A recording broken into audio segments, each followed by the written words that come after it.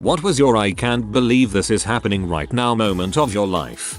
I got a message one day from a stranger that said there's something we need to talk about that is important to both of us. I made some time for a call shortly thereafter, and the stranger called me. "Hi, you don't know me, but I think it's important that you know that my husband is sleeping with your wife. I know this because he left his Facebook logged into our computer at home, and I see everything they have been chatting about for months." Boom. Life upended. I was good to my wife. Really good. Then my life exploded. Children were involved, and families destroyed on all sides. That was the start of the worst year of my life. Over the next 6 months, I lost 40 pounds of weight and probably shortened my life by 10 years due to stress. Bonus points. It turns out that in my appointed position with the local government, I had given the guy an award the year before for his service to children. Good news. It's all good now. It was bound to happen. As I learned later, she was a serial cheater before me, so it's not like it wasn't going to happen at some point. I am with a great person now, and family life is great. I was in Rio. My mother had just given some money to a homeless dude. Few after that, a wild burglar appears, holding a knife against her chest. She gave him her purse and he ran away. The homeless dude then stood up and said something like, "She's a nice woman.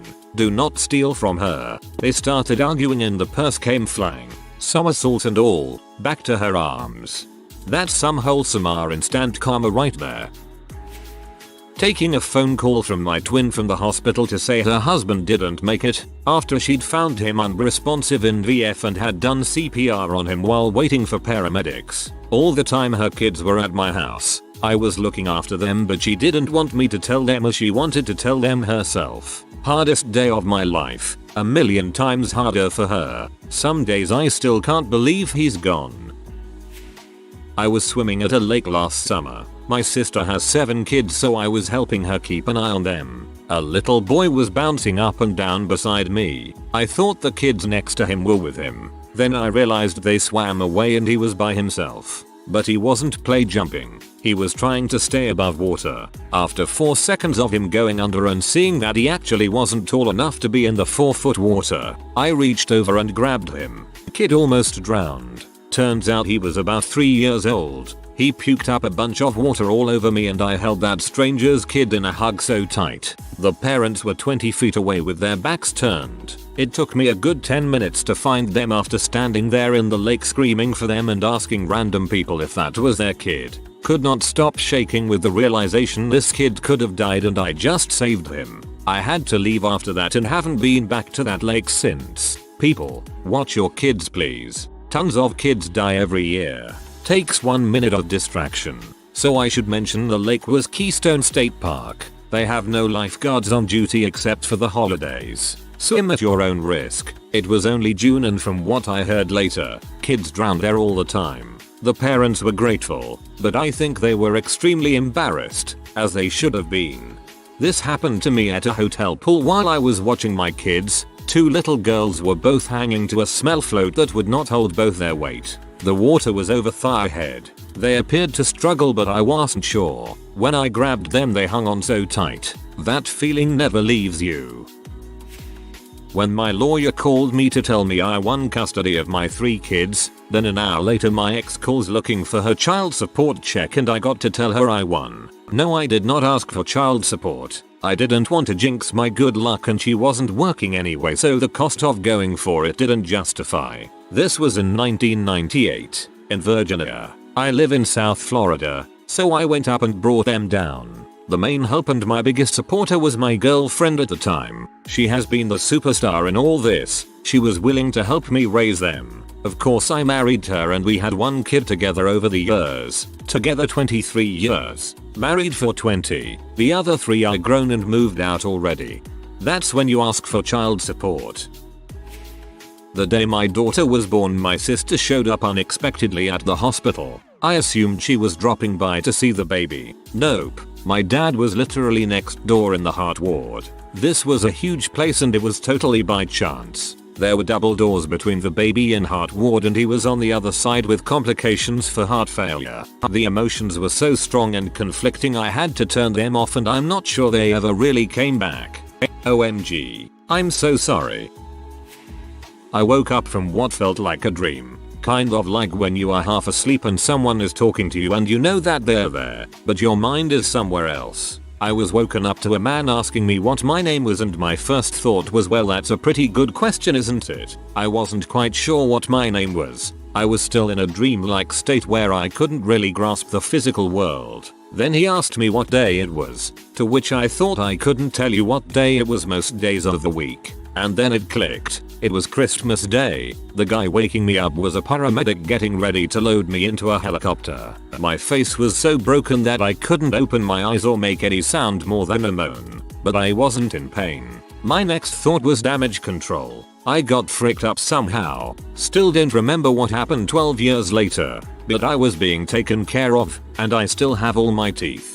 First thing I did when I realized I was in bad shape was lick all my teeth to see if they were there. The moment where I thought I can't believe this is my life right now happened once I landed at the hospital. I always would think, when watching shows such as and the like, that it must be embarrassing to be injured and have a room full of people strip all your clothes off. So there I was laying on a table which felt like cold like metal, in a neck brace, uncomfortable, but butt naked, with people evidently scurrying around me. I chuckled to myself in my head how crazy it was that I was now that person naked in a hospital, but I didn't care at all. I was just comforted that I was being taken care of. Ski Patrol told me I got knocked out and slid 200 yards, face down, unconscious. No one saw the accident, and because so few people were riding on Christmas Day, but they could tell by the tracks that I had left. I don't remember what happened at all, however. Needless to say, I wear a helmet when I ride now, which everyone should regardless of skill level.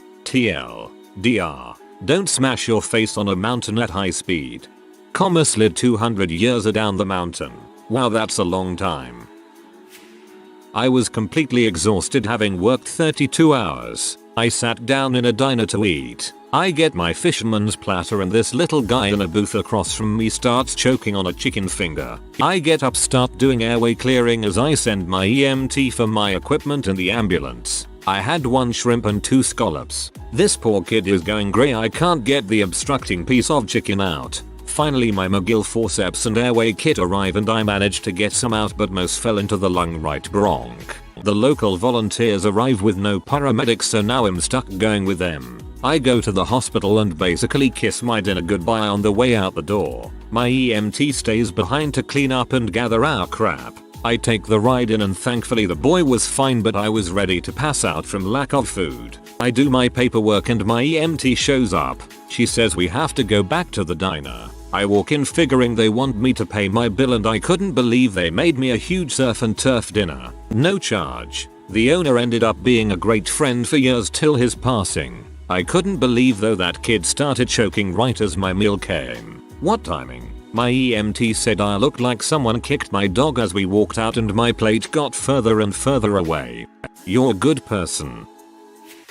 The phone call I got as I was leaving work, telling me I needed to get to the hospital ASAP because the results of my bone marrow biopsy the day before indicate I had leukemia. Literally everything stopped. The doctor kept talking, but I heard nothing he said. I rewatched that Breaking Bad episode when Walt gets the news. It's definitely like that. I had my day plus 100 bone marrow biopsy on 12/31 and got the results today. Everything is looking good. No evidence of AML. No evidence of FLT3. AML is bad, but having the FLT3 mutation makes it so much worse and harder to cure. In all reality, if I had been diagnosed 2-3 years ago, I might not be alive today. My chimerism test shows 100% male donor cells. I'm female, so things are going very well so far, knock on wood. Sheesh, that's rough. Hope everything turns out okay in the long run. Sorry for that. When the nurse handed us our first child ready to take her home, I looked at my wife and immediately thought, crap, we have to keep this thing alive. I was in the hospital for my dad after he got into a fender bender. Everything was going fine. He only had a sore neck and some minor scratches, up until the doctor came in, shut the curtain behind her and told him we found some spots on your lungs when we scanned you. Completely unexpected and heartbreaking. What's crazy is that the fender bender could have saved your father's life. Waking up to find messages from my friend saying he couldn't take it anymore and he was saying goodbye. I've never tried to call someone so quickly in my life, and during the whole thing was just, this can't be happening right now, as it was the first time I'd ever experienced anything like this, let alone the fact there was no warning. He's okay now, but please, if you are going through anything, talk to someone about it. And my DMs are always open to anyone that wants to speak. Please everyone, take care of your friends and family, even strangers, because that might just be what helps someone, even if you never know. When I woke up with my head lodged in between the car seat and the wall of the car after being hit by a drunk driver, I was asleep in the very back of my Toyota Sienna while my mom was driving, and I wasn't wearing a seatbelt during the time of the accident. Luckily for me, I managed to get away with just a scar to my forehead, even though I was flung across the car after being struck. I'm still flabbergasted I got away with just the scar. I broke down in the mountains late at night back before cell phones. I had my flashes on and my hood up and was standing outside trying to figure out what to do. 2 cops and a tow truck drove by without helping me. Hours later, a group of teenagers finally pulled over and offered to drive me to a phone to call for help. I was working at a group home with people who have physical and mental disabilities. We were all eating lunch when a client suddenly was choking. He turned blue and I thought, crap, here we go. I performed the Heimlich and he stopped choking and started to breathe. That was scary. I found my husband unresponsive and called 911. Did CPR. Paramedics came and took over. After 30 minutes they told me he was gone and there was nothing they could do. Tons of friends and family came over right away. For some reason it only hit me when one of our good friends told me not to worry about food or lawn care, as she was setting up a food train lawn care for me. That was the oh crap, this is really happening moment for me. The first time I walked up to a plane I'd rented for the day, signed off, did a pre-flight, got in and took off. I legally took an airplane out for a spin, and no one was monitoring me. It just seemed like an insane thing. Jesus, and I thought it was a big deal when I rented a truck to move house. Diagnosed with an incurable cancer at 33, I was given 2 months to live. 1 year later almost and I'm still kicking it. As sick as I was, I'm glad I'm standing here being the bad but I am. My prognosis is much better now. I won't beat this, but it's really given me a push to live life and love big. I won't beat this. No one does. But with your outlook you're already doing better than most. That would probably be having a conference call with my boss and HR telling me I was one of 50 people being laid off due to restructuring, while my now ex-wife was in the other room packing her things to move out of the house. Oof. I am sorry that happened to you. I hope you're doing better now. I live in an apartment with a balcony overlooking a canal. One evening my partner and I were out on the balcony having a smoke. There was nobody around except for a drunk guy stumbling down the path along the canal. My partner commented that he'd fallen if he wasn't careful, and sure enough, he did. We immediately called an ambulance and my partner ran outside to look for help. The guy was twice our size and if we'd tried to help by ourselves, we all would have drowned. Emergency services arrived in less than 10 minutes and pulled him out. He lived. Still gives me shivers to think about what would have happened if we hadn't been outside. Head-on collision with my motorcycle and a sewage drain. I had 1 second to decide to Superman off the front. The I can't believe this is happening right now moment came when I was mid-air. Similar situation. It's crazy how in the air everything goes so slowly. I remember being folded in half thinking crap my knees are by my ears, then bang. That would be the floor. I got caught in a riptide, a current that drags you deep into the ocean away from shore. I've never experienced one, so I fought the current and swam against it. I'm a poor swimmer, so I ended up exhausting myself. I'm out in the ocean with 2 of my friends when I realized I'm too exhausted to float. I remember that thought going through my head and was 100% prepared and expecting to die. I turned to them and said, guys, don't panic, but I have about 30 seconds left. Thank God a surfer saw me struggling and helped my friends throw me on his board. A lifeguard boat came a few minutes later. Happened to me too on the beaches of New Jersey. I was visiting my girlfriend and was swimming with her younger sister. Riptide grabbed us and pulled us out before we knew what was happening. We did manage to swim parallel to the shore for a bit before we were able to swim in. We were exhausted when we finally made it in and sat there in silence for a while. Finally got together with my crush. I can't believe this is happening right now. Drank too much and couldn't get it up. I can't believe this is happening right now. I feel this on a deep level. She didn't. It's probably not a big deal for most people, but that moment was when I got promoted from a $13 an hour position to a $22 an hour position after only being with the company for 6 months. I still can't believe how lucky I am to have jumped so far up the company chain so early on.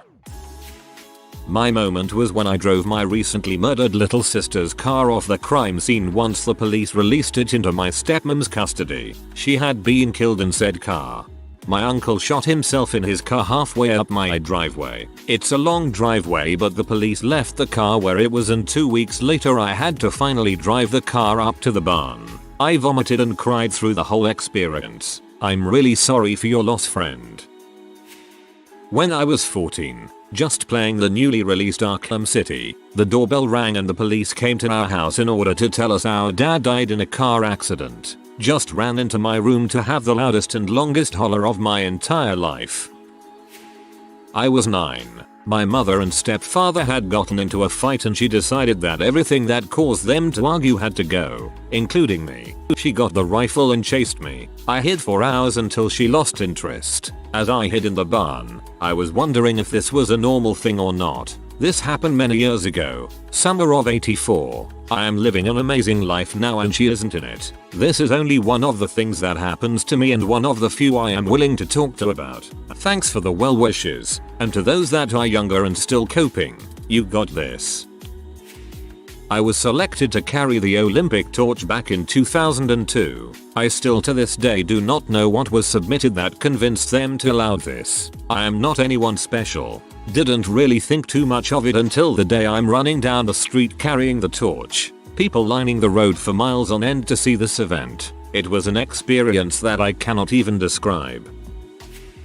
The time I got punched by a wild mountain gorilla. Backstory, I was in Uganda, where they sell $500 permits where you can hike into the forest with guides and then spend an hour with the gorillas. If that sounds steep, I believe it's even more now, and is kept high so the locals have incentive to protect overpoach the gorillas. One of the gorillas in the troop we were going to visit had the name Punchy in the local language because he enjoyed the teenage male game enjoyed by many species of I hit you, you hit me back. So upon seeing us he ran towards our group, knocked over one girl, and came to me and hit my gut. Luckily it was a play punch to see if I was interested, and the guards dragging me away to make sure he wouldn't think I was hurt more. But yeah, wild moment for sure. My wife was robbed and carjacked at gunpoint. When I answered my phone and heard her hysterical voice telling me she was just robbed, my entire world stopped. I didn't know if she was hurt. I didn't know where she was. I couldn't process anything. The drive from our house to where she was one of the scariest few minutes of my life. I remember actually repeating out loud "this isn't happening" as I tried not to panic on my way to her. Glad she was okay and didn't resist. I had a semi-automatic rifle, well too, pointed at me. Years ago the bank next door to where I work was robbed. The robbers decided to use the store as an escape route. I remember eating a banana. I froze and just dropped it when they walked in. As soon as they were out the back door I was running for the front door. One of the scariest moments of my life. Watching the water slowly creep into my house during Hurricane Matthew, I had taken every measure to block the doors with sandbags etc. It was in vain as the water came in through my foundation. Scariest experience of my life, and not knowing how to answer my 8-year-old son when he asked Mom, "Are we gonna be okay?" As in actual disbelief, I get a car serviced from the airport for work trips. Was on a totally nondescript work trip. Was in Manhattan for the week. Didn't go out much or anything outside of working. Just kinda set up shop in my kitchenette suite for food. I mentioned that because I had bought some paper plates at a Dwayne Reed, which I realized was dumb because I needed maybe 3 for the week and had 20 something left over. So I put them in my carry-on to take back with me. Wasn't an issue necessarily, but Tsar thought it was weird, so they took them out to check for explosive residue. They were actually super nice about it. Anyway, no problem. I kept them in there. I mention all of this only because I'm heading down the escalator toward baggage claim at my home airport. See my driver with my name on his tablet, etc. I approach him and he confirms my identity. He then, deadly serious, says something like, "I have to inform you that I am a federal agent and we're taking you in for questioning to the federal courthouse. Please follow me this way." I freeze. My brain goes back to those freaking paper plates that Tsar pulled out in NYC. Was there something on there? Do they think I'm a terrorist? I just look at him really dumb for what feels like an eternity, and this guy doesn't crack. I think I ask, "What are you talking about?" and then he finally drops it and says, "Man, I'm just playing with you. You got any bags?" TL. DR. Thought I was being taken in by the feds for unknowingly carrying Dwayne Reed paper plate bombs. We found you now, you paper plate bomber. When I got an email stating I got the PhD position and to get ready to go to Antarctica. Still can't believe I've been there twice. I'm running late for work in the morning, trying to get the 4:59 AM train, and in my foggy morning brain only see the cat too late. Swerve. Bang. Cat lives, but I pranged the parked Merc van. Freak out. Leave a note and call my boyfriend to help. I don't have insurance and am broke hospo uni student. Fast forward to an anxiety-ridden phone call I answer from the CEO of the company whose work van I hit. Tearful, sobbing apologies are made as I explain I can get a loan to cover the damage to his car, but it has to be a cash job. He asks to meet and discuss the situation in person. Frick it, I have to pay the money anyway, and this man deserves the respect of a heartfelt apology face to face. I meet him and his assistant for coffee. We talk and he gives me life lessons. We talk some more. He asks personal questions and I answer honestly because why not? I'm sure this dude could find out anyway if he wanted. He gets up for a smoke and I chat with his assistant. He comes back, gets the nod from his assistant, and then proceeds to shove a wad of cash into my hand. Tells me to sort my crap out, fix my car, get insurance and pay it forward when I get the chance, and leaves. Whoa, I wanted to share this because I know plenty of people, myself included, have little faith in others these days. Good people are still out there. To answer some recurring questions. No, I haven't paid it forward yet. This happened only a few months ago and I am still a broke but uni student who now has a recently repaired car with full comprehensive insurance. I personally would have done the same thing if the roles were reversed. So trust me, if I am ever loaded or I am able to help out people, I will. I give what I can to the homeless and grew up with my family donating to charities. It's something I really believe in. No, he was not a Christian Grey and there were number 50 Shades-esque activities. Would make a much more interesting story than we talked over coffee. I forgot to include how I understand how stupid and reckless it is to drive without insurance. This situation is single-handedly the biggest frick up moment of my life, and in no way am making excuses for not having insurance. It honestly came down to me being an idiot and accidentally letting it lapse. He probably realized you were genuinely sorry and worried about getting it all fixed, as opposed to just being a teenager who was acting distraught to maybe get out of paying to have it taken care of. If you are new to the channel, you can subscribe. I publish new videos every day. Until then, check another video.